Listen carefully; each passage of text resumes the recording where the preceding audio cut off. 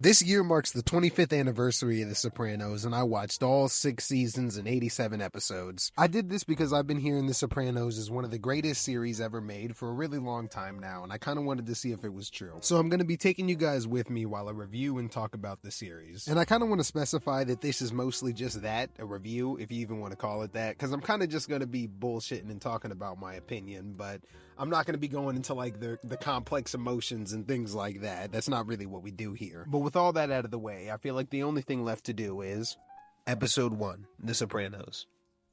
2 seconds into the episode, we're already blurring boobs, and we're going to be doing it the whole time. And I would keep a counter, but that is a lot of work, so I'm not. But the man opposite to those boobs is Tony Soprano, pretty much the boss of the mafia, or at least the DeMeo crime family portion, and probably the most important person of the show. So I'll probably introduce him. But he starts passing out and having anxiety attacks, so he goes to see a therapist, and that therapist is Dr. Malfi. Malfi asks him why he thinks he's having these panic attacks, and this is where we find out he's a waste management consultant. This is basically like saying a fucking Mario brother as an Italian person, because it's basically raps and means you're in the mafia. But we go back to before he has the panic attack, and this scene is kind of weird because he's supposed to have like 6 fingers because of the blanket or something. I don't know. It's supposed to mean the devil. But he gets dressed, goes outside, and he sees some ducks, and he wants to feed them, and so he pulls a full Skylar and just walks into the pool dressed and throws bread at him. It's kind of weird. But after all the duck shenanigans, he has a meeting to go to, and he catches a ride from his cousin Christopher, Loki, my favorite character, and they catch a person that owes him money on the way there, and they take him out for coffee.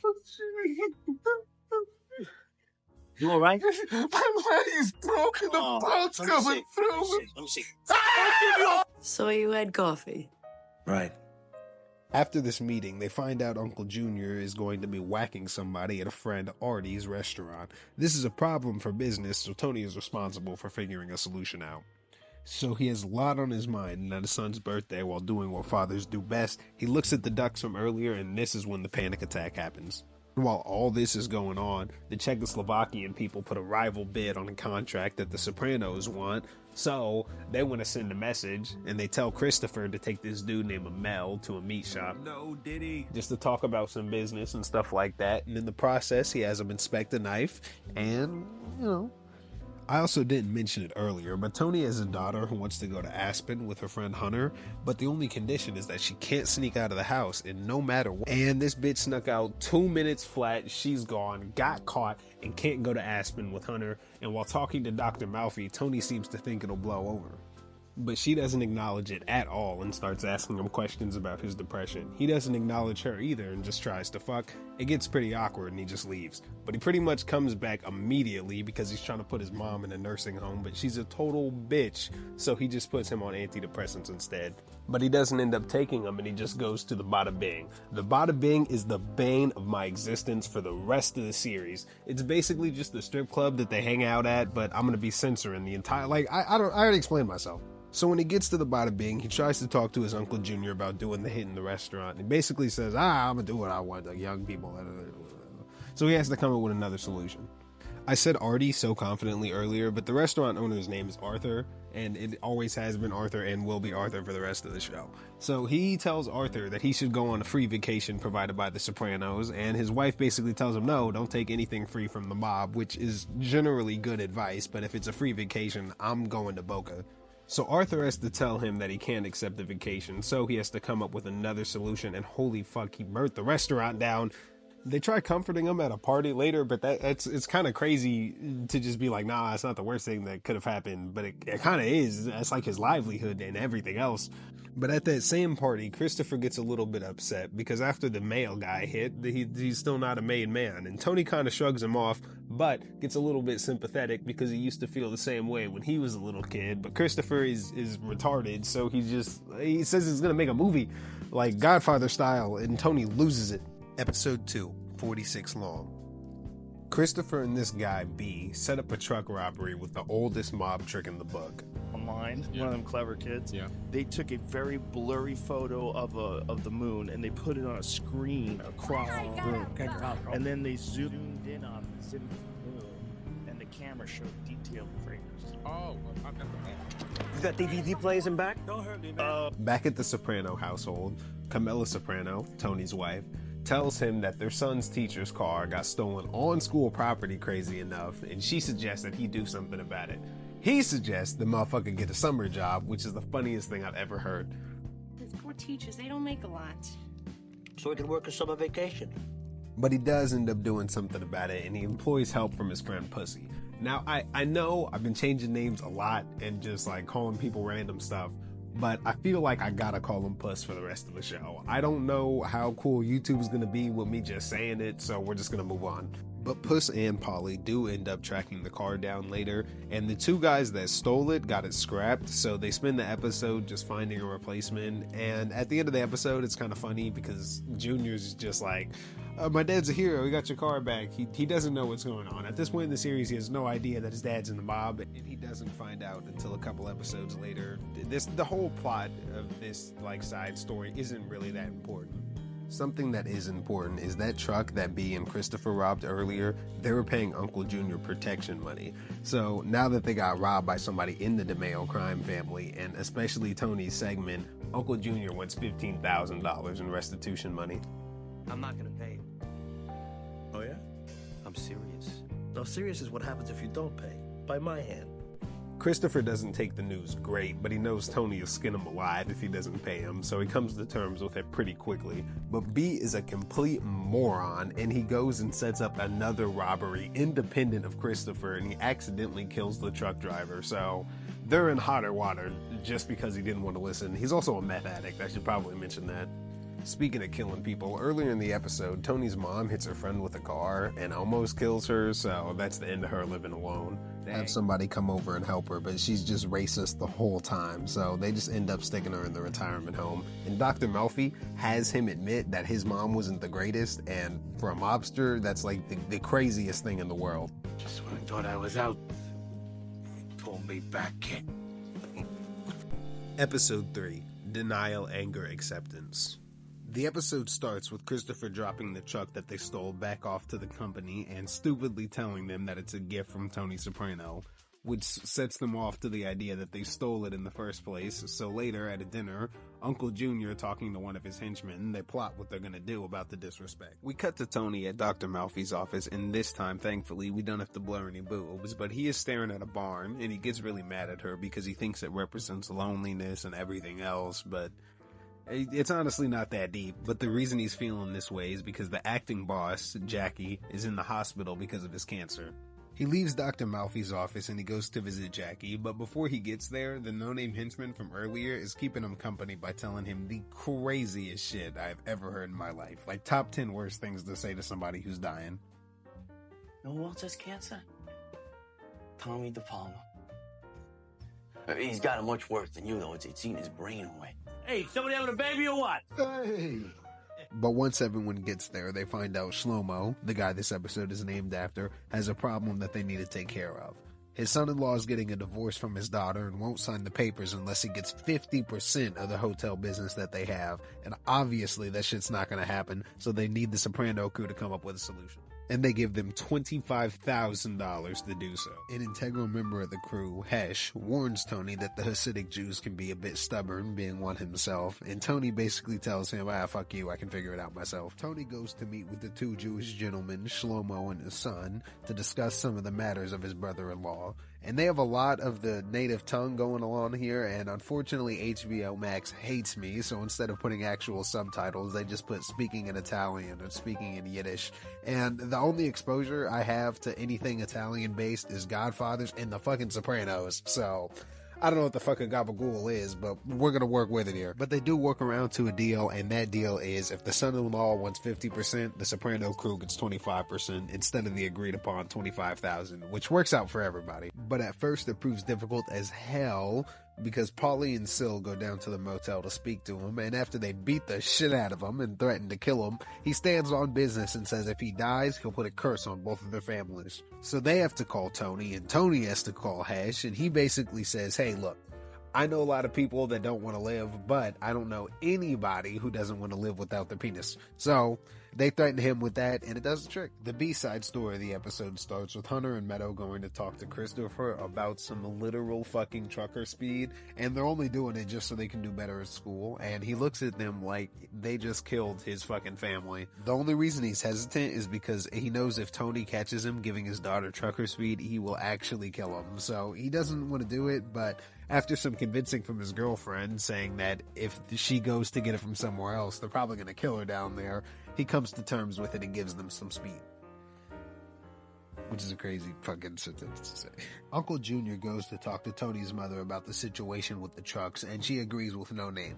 There needs to be a message sent, but she thinks Christopher is a good kid and she doesn't want him to die, but B, she doesn't really care about. Tony goes back to Dr. Malfi's office to talk about the Jackie situation a little more, and he sees her PhD on the wall and notices that she's a doctor, and he asks her what she thinks about the situation. She says brother is basically done for, and Tony flips the fuck out and goes to the bada bing to try to cheer himself up a little bit. Arthur is stressing out because he got his restaurant burned down, and the insurance money isn't guaranteed because of possible arson. No shit. So Tony offers him and his wife a job catering the event at the Soprano household. And later at the event, he's still sad about his restaurant, and Tony crumbles under the guilt and screams at him, and they both lose their shit and have a little bit of a friendly food fight. But I can't say the same for their wives, because Camilla treats her like a servant, and the next day she comes back and basically tells her, hey, I could have slept with Tony a long time ago, bitch, I could have had your life, and just gives her the middle finger, metaphorically, of course, and just leaves. Shlomo comes back and betrays Tony by telling him that he had a conversation with the brother-in-law, and basically the conversation comes down to the Sopranos only getting 10%,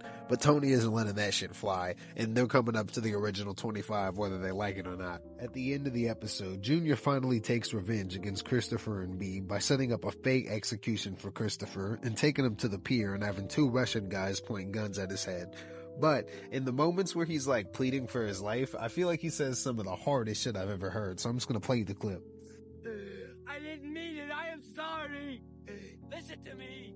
I was trying to save her. Listen to me. You speak English. Don't shoot me. Don't shoot. Like, his reasoning is solid, you have to understand. But as for B, they weren't so kind. They broke into his apartment and fucking shot him in the face while he was in the bathtub. And this is not what I expected for the end of his story. I thought he was going to stick around for at least a little bit longer. Also, this feels significant enough. This guy's name is Mikey.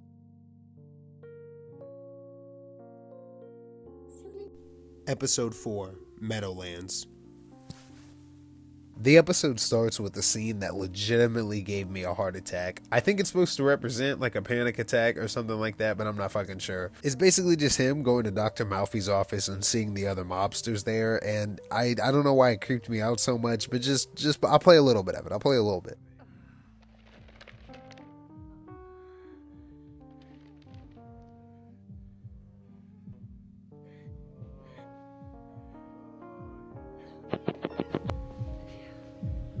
What the hell's going on? Thunderstorms. Jackie.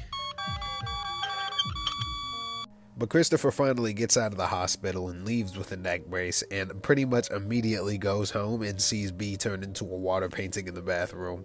And he's still hot on the suspicion that Tony did it, so his paranoia goes into full swing. He tries to confirm these suspicions by picking Meadow up from school, which is actually kinda genius if Tony was trying to kill him, but she basically says you're dumb as fuck and I didn't say anything, which calms him down a little bit. This is me and Adriana moving to Florida because some crankhead puke couldn't keep her mouth shut. What are you talking about? Seriously, did Brendan say anything about me? Get us out of here! Get us out! What did you tell your old man? About the meth? Are you insane? He had me beaten up. Don't you get it? This is serious! Let go of me! Listen! He's worried about you. He's been asking where you've been, you asshole. I'm sorry if I hurt you. Tony goes to visit Jackie in the hospital, and he's really not looking that great, but this is where he has a one-on-one with Christopher about the whole mock hit situation and everything like that. And Christopher tells Tony Mikey needs to die. But Tony tells Christopher, shut the hell up. He's a made man, you're not. And he's going to do something about it instead. And he actually eventually does. How you doing, Mikey? How you doing?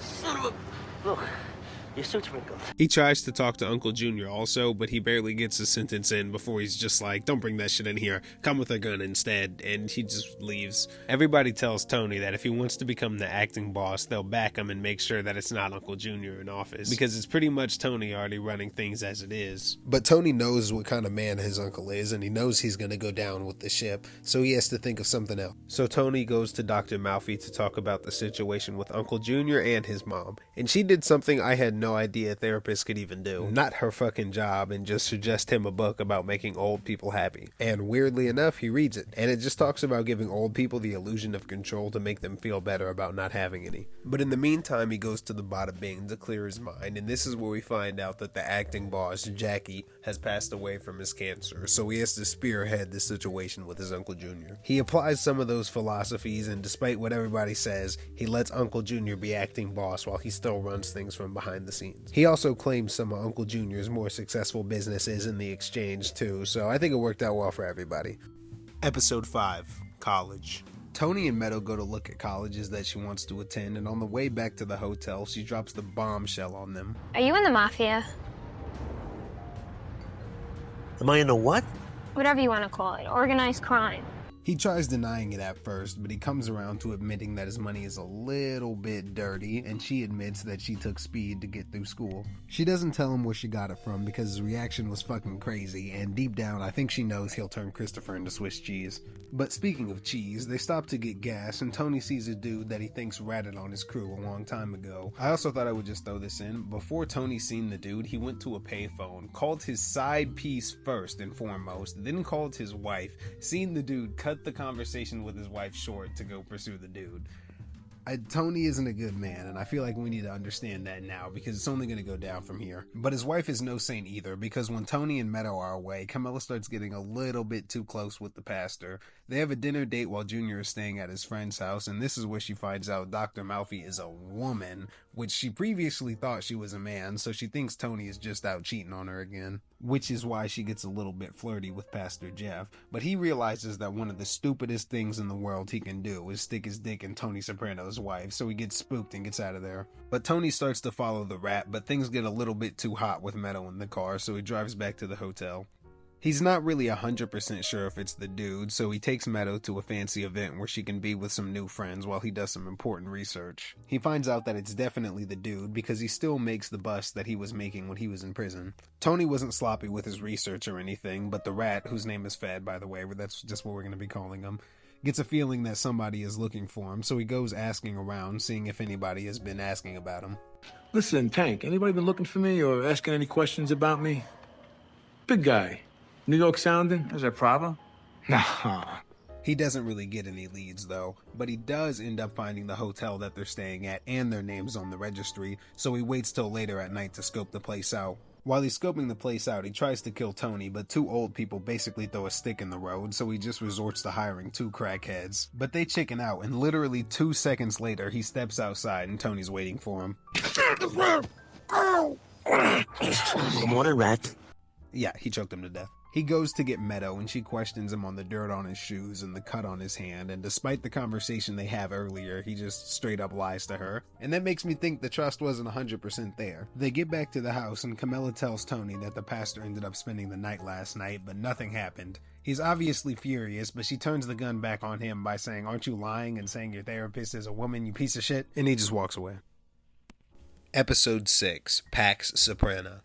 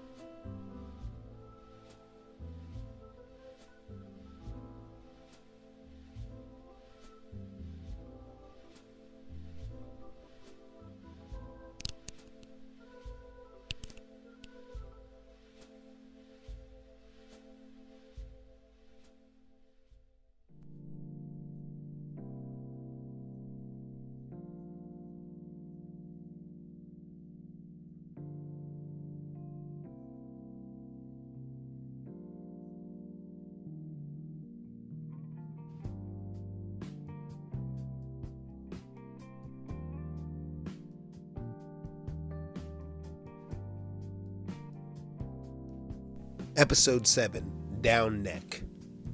So I feel like this episode doesn't really drive the plot of season 1 forward, but I'm still going to cover it because it's an excuse to see childhood Tony, and it's a pretty good episode, so fuck you.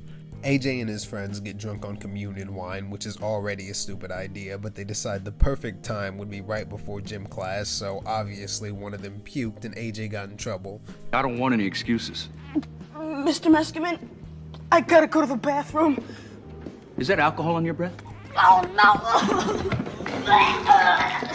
The church psychologist also tells them that their son might have ADD, and Tony tells him that he might need a slap upside the head. If he's got an illness, it's an illness, right? You would hit somebody who's sick? You'd hit somebody with polio? Yeah, they're gonna start testing him. He also got suspended for 2 weeks, which sparked up a conversation at the dinner table about how Tony used to act when he was his age, and he fucking loses it when they start talking about it. AJ's also grounded for 2 weeks, and the stipulation of his punishment is he can't play video games, ride skateboards, and he has to visit his grandmother for the entire week. And imagine a 10-year-old being sentenced to that, like just no more playing Black Ops 2 after school, you just gotta go visit your grandmother every day. I'd fucking kill myself, but I also wasn't stealing communion wine, so good on me. Tony goes to talk to Dr. Malfi about his son and what they said about the ADD, and he is expressing his emotions in the only way I could imagine he could. There's something wrong with my kid.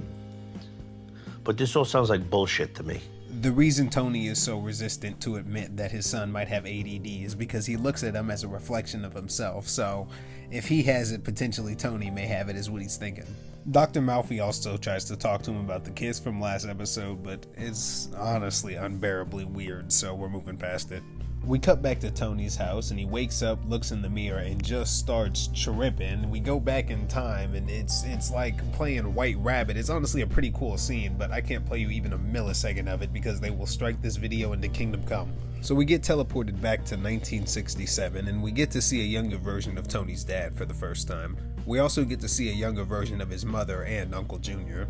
But Tony's dad and his sister are leaving, and they tell Tony that he has to stay home. They do it a couple of times actually, and eventually he gets fed up with it. He hides in the trunk, and he finds out this motherfucker has been taking her to an amusement park the whole time. I would be crushed. That's like an emotional trauma speed run.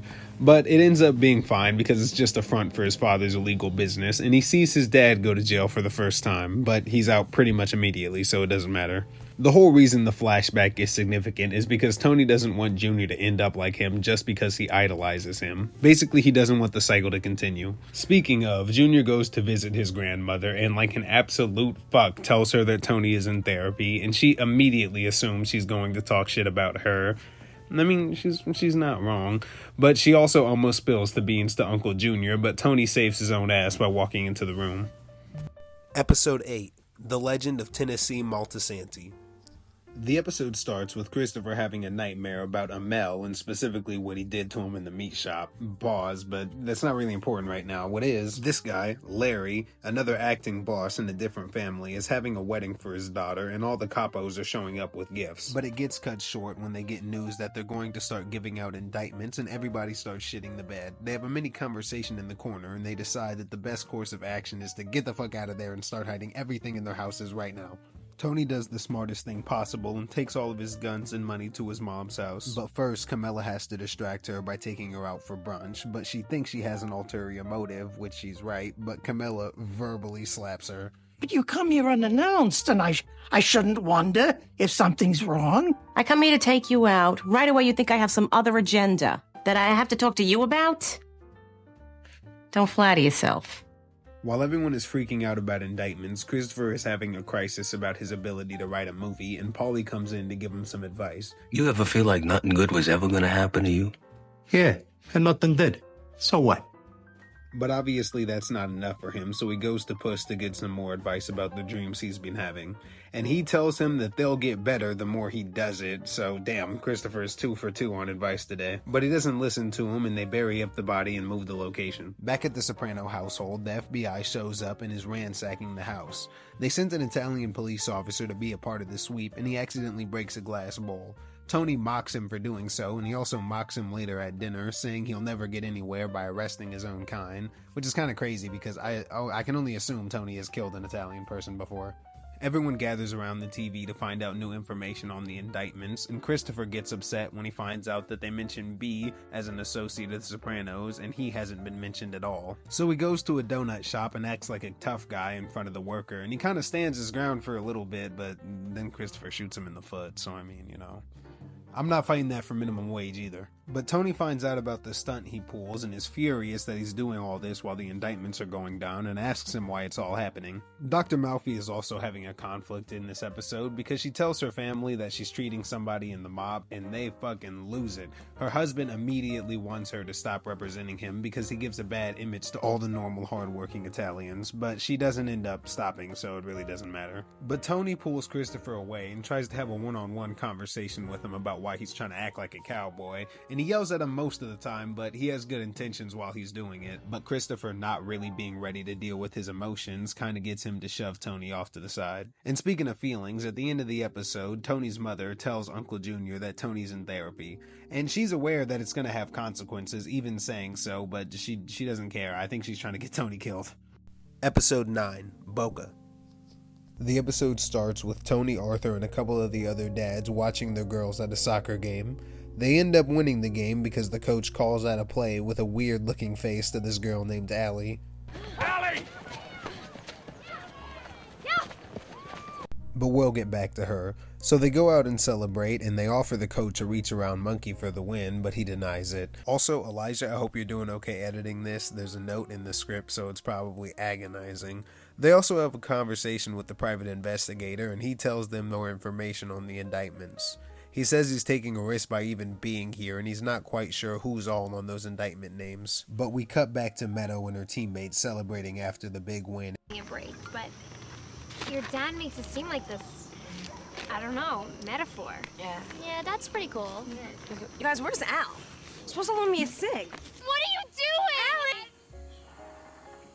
But the reason she did it is because the coach from earlier essayed her, so, you know. When everybody finds out about this, the general response is to kill him, but Arthur chickens out last minute and Tony loses his shit on him. He goes to talk to Dr. Malfi about it, and she tells him he shouldn't kill him and he should turn him into the authorities. He loses his shit on her too, and at the end of the day, he just decides it's best that the legal system deals with him. Which is like, why did you blow up? We also find out Uncle Junior has a girlfriend that he's been seeing secretly for 15 years. She also does some embezzlement on the side for him. But Uncle Junior is under a lot of stress as capo because of the indictments going down. He's basically the #1 target, so he goes on vacation with his lady. But the FBI is keeping a watchful eye on him the entire time. This is also where we find out that Uncle Junior takes the old tongue plunge, which is a big deal in the mob world because it's a sign of weakness. So he doesn't want her to mention it to anybody, and he makes her swear she'll never tell, and this bitch tells somebody immediately and then keeps running her fucking mouth and tells Camilla, and somehow it gets back to Uncle Junior, and he quite literally pies this bitch in the face. Tony was mocking him at a golf game. That's probably how it got to him. I'm gonna be honest. But Uncle Junior also was mocking him about a therapy, which leads him to a conversation with Mikey later about quote-unquote dealing with Tony. And Mikey, being the Junior Glazer Tony hater he is, he thinks it's a great idea. It isn't right. Because he's a fucking mental weakling. I know. You don't know shit, Mikey. Episode 10, A Hit is a Hit. The name of the game for this episode is Christopher getting fucked over, but first we gotta see his financial gain. So Chris, Paulie, and Puss go rob a rival drug dealer and take a shit ton of cash, and what do they do with this cash? 2 of them get hookers and Christopher takes his girl to the theater. These motherfuckers are the yin and yang of the world. But they go out to get food beforehand, and Christopher causes a scene, and this is where we meet Massive Genius. Yes, that's his real name. There's also this really weird scene where a cop tells one of Massive Genius's goons that Christopher is a part of the Sopranos, and I think he does this to kind of get them to fight, but it's just a weird scene. I thought I would say something. He's only bold because he's semi-hooked up with the Tony Soprano crew. But with that information, Genius invites Christopher and his girl to a house party where he can interrogate Christopher about information on Hesh. Chris is able to go up to the room, and the reason he wanted to talk to Hesh is because when Hesh was in the music industry, he stole like some music masters or some shit like that. I don't know. And he wants Hesh to pay $400,000 to some lady, or else he's gonna do some gangster shit. And that gangster shit is legal action, and he actually goes through with it. But unfortunately, Hesh countersues because they used one of the songs he owns in one of their recent joints, so they just decide to fight it out in court. But Tony talks to Hesh about how even gangsters aren't gangsters anymore, and they would rather just settle things in court. Which is kind of crazy that they would rather just shoot each other, but okay. But while the court case is happening, Genius is helping Adrena get her music career off the ground. Also, that's Christopher's girlfriend's name. I don't know if I've ever said it before. So while she's trying to record her first record, they look for somebody to record background vocals, and she chooses her ex-boyfriend, who actually fucking sucks and surprisingly puts out nothing but ass. And when Christopher goes to show Hesh the recording, he thinks it's ass too, so this leads Christopher to thinking that maybe Genius is only helping his girl so he can hit. And when he confronts his girlfriend about this, she basically says you're crazy and just leaves. Find somebody who'll do you better than that. Another important thing for the episode is that Camilla starts investing in the stock market because she's getting increasingly worried that something could possibly happen to Tony. She actually starts turning a profit too, but that'll be explained on more in later episodes. Episode 11, Nobody Knows Anything. A bunch of the guys go to the brothel and everyone is enjoying themselves, but Puss's back gives out and they all have to go rush and help him. I mean, Dr. Mop and Global. Don't worry, he's a real doctor. Dr. Edelstein, looks like he's having a heart attack. I don't need no doctor. It's just my back. 4 days later, Puss and Jimmy are playing cards and the feds bust down the door and interrupt it. They end up finding guns in the pool table and Puss makes a mad dash out of there. And he gets caught, but he's out in the same day. Tony gets pulled aside by his private investigator and he tells him that Puss is a rat. Tony is hesitant to believe the information at first, but he ultimately thinks it's good to start keeping an eye on him. So later at a housewarming event, he talks to Chris and Paulie about Puss not being himself, and after that he goes to the brothel to talk to the PI about how much he likes this place and some more stuff like that. When I was a kid and my old man would be in one of his ways, with the screaming back and forth. But Tony goes to the bada bing, and this is where he full-blown tells Paulie the news that he thinks Puss is a rat. But he's not 100% sure, and he wants Paulie to keep an eye on him, and he doesn't want him to do anything until he sees a wire. So Paulie starts stalking Puss for a little, and he convinces him to come to a sauna with him. This is where we also get this pretty funny scene where he's trying to convince him to take his shirt off to see the wire. Just play it. Why do you think those Russian leaders live so long? They take a schwitz every day. Now don't be like that. It's a gift. Take your clothes off. What the fuck you talking about? Heat is good for your back. Take your clothes off. Take your clothes off. Why don't you want to take your clothes off? I got high blood pressure, you fucking idiot. I go in there, I can check the fuck out. My doctor mentioned steam and sauna specifically as no-nos. He said, stay the fuck away from heat. Take your clothes off. The PI also gets caught at the brothel, and he doesn't take the news great because he jumps off a bridge, but Tony is eating dinner with his family and he gets a knock on the door from Jimmy. He opens it and takes him downstairs and he starts asking him some suspicious questions, and this is where we find out that it was Jimmy that was the rat and not Pussy. What's up? It's Jimmy. It's fucking Jimmy. What? The wire. It's fucking Jimmy. Tony threatens Paulie when he gets there, asking where Puss was, but he tells him he has no idea and he didn't hurt him. That's good enough for him, and he puts him down. And at the end of the episode, Tony's mother is being a bit conniving because they sold her house, and she tells Uncle Junior that all the other capos have hidden the guns and of keeping their mothers in the retirement home. He takes the news horribly and doubles down on the idea that Tony needs to die. Episode 12, Isabella. The episode starts with Chris talking to Silvio about Tony being in bed all day, and then it cuts to Tony being in bed all day. He's been a little depressed because ever since the last episode, nobody's been able to find Puss, so he's a little bedridden. But he does get out of bed to take some more medicine that Dr. Malfi prescribed to him, and he sees a cute girl outside his window. But Uncle Junior gets confirmation from Mikey that the hit on Tony is going to be happening in 2 days. You can tell he wants the hit to happen, but he's hesitant by the way he reacted when Mikey kept talking about it. I promise. Enough. I don't want to hear any more. Jesus, Michael, if I delegate, I delegate. Christopher goes to talk to Tony about the puss situation, and he kind of shoves him off to go talk to Dr. Malfi. And when he leaves to go talk to Dr. Malfi, he talks to the next door neighbor a little bit, just about where she came from and things like that. But when he gets there, two guys in a car try to kill him, but Christopher followed him and kind of blocks off their path. So they have to wait until another day to take the hit out. But when Junior starts to find out, he starts to feel sick to his stomach, and when Mikey is confronting the dude on why it didn't happen, he tells him that there was bystanders and there was nothing he could do. So Mikey calmly accepts that they're going to do it another day. Sorry! When Tony goes to Dr. Malfi, he talks to her about how hopeless he feels, and more importantly about the girl he's seen next door. And pretty much immediately when he leaves, he sees that girl and they go have breakfast together.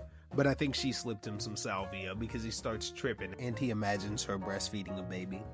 But Tony goes out to get some orange juice, and holy shit, they shot it! He ends up struggling with his killers for a little bit, and one of them actually gets shot in the head, but he crashes the car at the end of it and he gets sent to the hospital. But when Uncle Junior and his mom find out Tony is still alive, they don't take the news great. His mom plays the victim card, acting concerned for her only son, and Uncle Junior is scared, knowing Tony is gonna look for the person who put the hit out on him. So back at the Soprano household, Tony is healing up nicely, and everybody decides to come visit him. When Christopher gets there, they start describing the description of the people who shot him, and he remembers them from earlier. Tony asks him questions about what he was doing over there, and he lies to him, saying he was taking his mom to a doctor's appointment. They all also gather around Tony to let him know that they definitely think the person that put the hit out on him was his Uncle Junior, and he thinks the same. But speak of the devil, Uncle Junior gets there and immediately starts lying his ass off about having Mikey looking around for the person who did it. His mother also pretends to forget who Meadow is to play the old and forgetful act, but nobody's buying it. Who is that? Who? That girl. Who, Meadow? That's your granddaughter. Meadow? All right, don't get impatient. I'm your mother. And at the end of the episode, Tony talks to Dr. Malfi to make sure that she hasn't told anybody that she is treating him, and she says that she told her immediate family, but not specifically that she was treating Tony Soprano. Tony also finds out that the girl he went to breakfast with wasn't actually real. He was just a figment of his imagination as a byproduct of the medicine he was taking. So that adds another chip on his shoulder as we get close to the end of the season. Episode 13, I Dream of Jamie Cusimano. So the episode starts with a meeting that was called by Jimmy, where they discuss things that they already knew. This is enough confirmation to Uncle Junior to give Tony the okay to deal with him. So Christopher takes him to a hotel to give him a good time with some Russian ladies, and they give him the backseat special. Have a seat.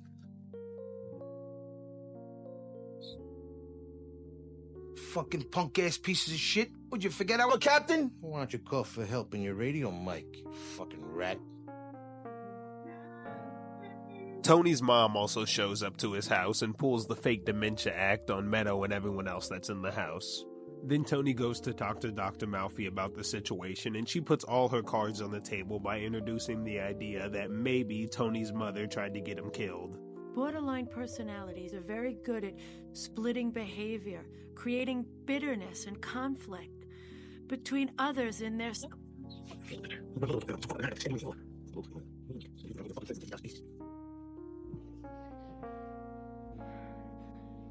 Yeah, he didn't take it well. But he pretty much gets it set in stone when the FBI shows him tapes of his mother plotting his death from inside the retirement home. They show Tony all this to ultimately try to get him to flip on his crew, but he stays strong and doesn't say anything. But somebody who did say something is Tony's mother. When Arthur came to visit her in the hospital, she tells him that Tony burnt down his restaurant in the first episode. Tony tells the guys the information that it's definitely Junior and Mikey that took out the hit, and they need to start taking action immediately. He also goes to talk to Dr. Malfi about getting out of town, and she's resistant to let him in at first. But ultimately she does, and she gets to hear the info. But after he's done talking to Dr. Malfi, Arthur finally catches up to him and starts to question him on what his mom told him. He's really distraught about the situation, but Tony ultimately calms him down by telling him that he swears on his mother that he never did it, which doesn't mean much at the moment. But it's good enough for him, and he smashes up the gun and gets out of there. But later at a dinner, Tony is talking to his mother and Uncle Junior about the situation, and she's still pulling the dementia act. He tries asking her questions about Artie and even mentioning that his restaurant burned down, but she still pretends to have no idea who that is. So with his mother acting crazy and Uncle Junior trying to kill him, he feels like this is the perfect time to tell his other capos that he is seeing a therapist. Pretty much everyone takes it well, even Paulie admitting that he took some therapy himself, but Christopher didn't take it so good because he ran out of the room. Arthur also talks to the pastor about the Tony situation, and he tells him that he should turn Tony into the police. But ultimately, he doesn't end up doing anything about it because his wife is happy with the new place, so he should be happy with the new place. And he tells the pastor that he came at peace with his decision. We also get to see Tony waking up in a good mood because this is finally where they deal with... fuck, I guess he doesn't deserve a name anymore. Finally where they deal with No Name.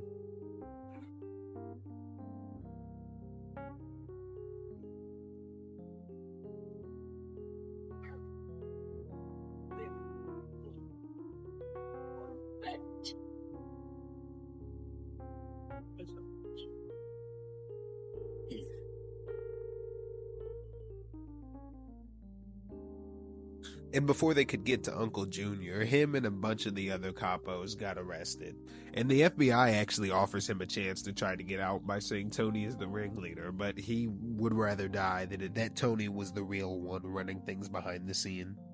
But Tony also tries to take revenge on his mother, but that's another person that got lucky because she had a heart attack before he could do anything. So he just screams at her on the hospital bed and torments her and lets her know that once she gets out, he's going to be waiting there for her. He also tries to go talk to Dr. Malfi, but he finds out she took his advice and got out of town. And then it starts raining. And while they're driving home in the rainstorm, they stop at Artie's restaurant to try to get out of the conditions a little bit, and he's hesitant to let them in at first, but he ultimately does. And as the episode comes to a close, Tony proposes a toast for family and for all the little moments that you can enjoy later on in life. And that's it. That's all the episodes of season 1. I'm going to kind of upload them in different parts. I don't want to make just like an 8-hour video quite yet, but I had a lot of fun with this one. It took a month and a half just on the editing part, so please like and comment, please. Even if it's a hate comment, that's still engagement, you know what I'm saying? But I still don't know how to end my videos, bye.